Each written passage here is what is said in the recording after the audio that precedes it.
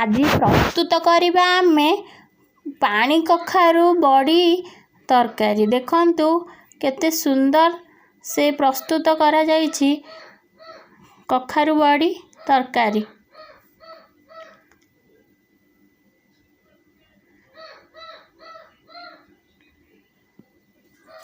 ଦେଖନ୍ତୁ गोटे कड़ाई रे से कखारु बड़ी तेल दे टिके ओलटे भाजी देबे।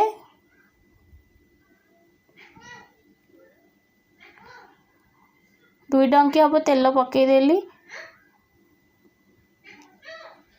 ताको एपट सेपट करी ओलटाई भाजबे नले कखारु बड़ीटी पुड़ी जाई पारे। देखंतु एपट सेपट करी मु भाजी दउची। एबे देखंतु कखारु बड़ीटी रेड कलर हे गलानी। एबे मु कड़ाई रे देइछि तेल, सोरिष तेल मु व्यवहार करूची। सेथिरे पकेइली जीरा सोरिष, एबे कटा जाइथिबा पियाज,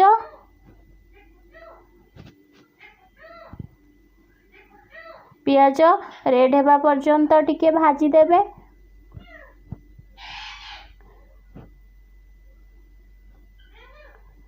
तापरे कटा जाइथिबा टमाटो कलर हेबा पाई एवं तरकारी स्वाद आसीबा पाई टमाटो पका जाए।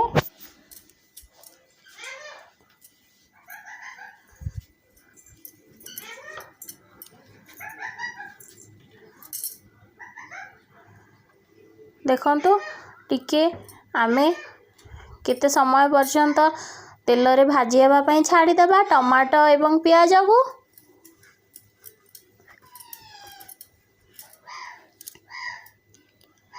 एबे आम टमाटो पियाज भाजी गलानी।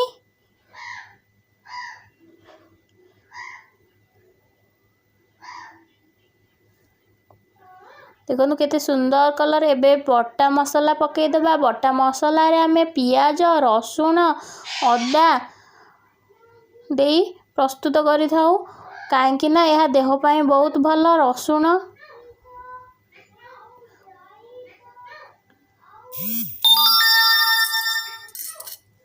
एबे पकेइबा मसला गुंड,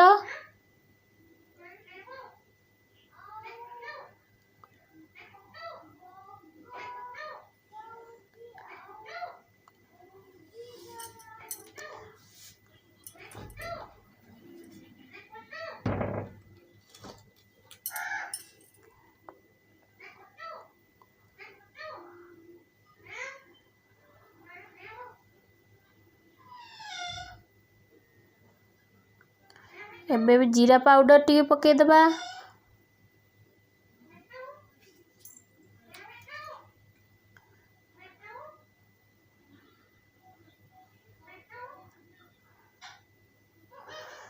स्वाद अनुसार आपण लंका गुंड अधिक कम करि परिबे। आपणक घरे जदी छुआ अछंती लंका गुंड स्किप मध्य करि पारंती।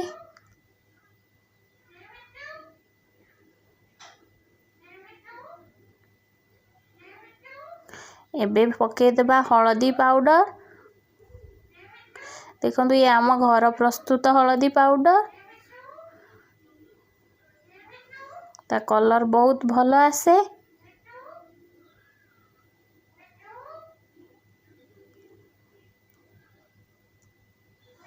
एबे आम मसला प्रस्तुत हो गला। देखंतु से मसला पूरा सिझी गलानी। टमाटो पियाज एबे पके देबा सिझा आलू। मु आगरू सिझे रखी मटर आलू।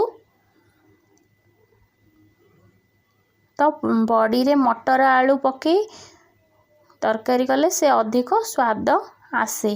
तापरे पका गला भाजी रखिथिबा कखारु बड़ी। तळ ऊपर करी देखंतु मु घांटी देली।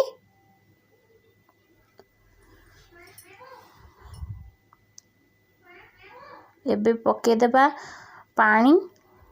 तो टिके अधिक पानी पकेबे काहेकि ना बड़ी सोक करी नब पानी। देखंतु एबे प्रस्तुत हो गला हमर कखारु बड़ी तरकारी। देखंतु केते सुंदर देखा जाउची। आपण मध्य घरे प्रस्तुत करी खांतु कखारु बड़ी तरकारी। कमेंट सेक्शन रे कमेंट करी जणाइबे केमिति लागिला।